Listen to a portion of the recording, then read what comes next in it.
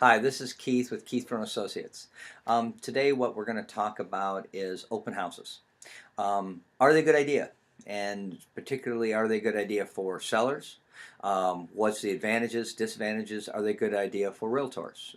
Should they do them?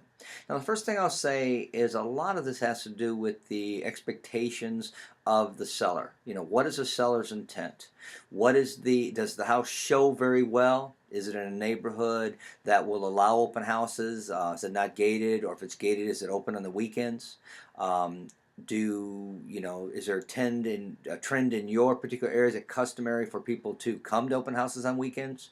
Should we do them during the week? And if so, what hours? Now, I think that if you're in a high traffic area during the week at a lunch hour, it might be okay. Certainly weekends are best. I think they should be a limited time, 12 to 2, 1 to 3, 4 to 6, whatever time, depending on the area. If it's timed well with a garage sale or a weekly garage sale, it might be a good idea to do it then. Then the question becomes, should I do it? Now, in the past, it's been historically thought of that open houses are much more to the advantage of the listing agent because usually open houses do not sell the house. Now, they usually help the realtor get more leads, more traffic, more potential other listings or buyers that might buy something else, because rarely does a buyer buy the particular open house. Now, at the same time, if open houses weren't great, and then why would builders do it? And that's where they get most of their business. And then it comes down to, how is the property staged? How does it look? If the home shows very well, has good curb appeal, and the agent puts balloons out and has refreshments, has walked to the neighbors all around the where the open house is going to be, let them know there's going to be traffic this weekend, inviting them over so that it's a friendly situation, and open up the door and say this is going to happen. It makes the open house much more successful. And the other thing that you have to think about is, do you put an ad in the paper?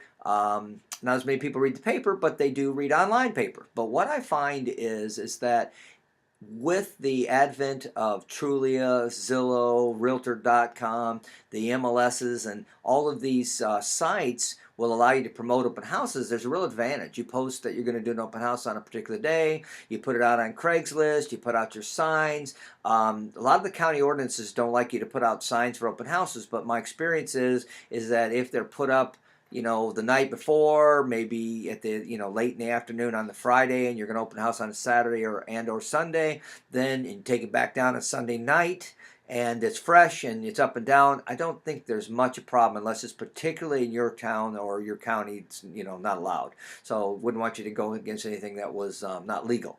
Overall, I think in this market, open houses are an advantage, and I try to get my agents to do open houses because, and again, from my perspective, they'll get more clients. I don't know that they'll actually sell the house, and a lot of times it's just, again, depends on the expectation of the seller. And then you have to think of something else.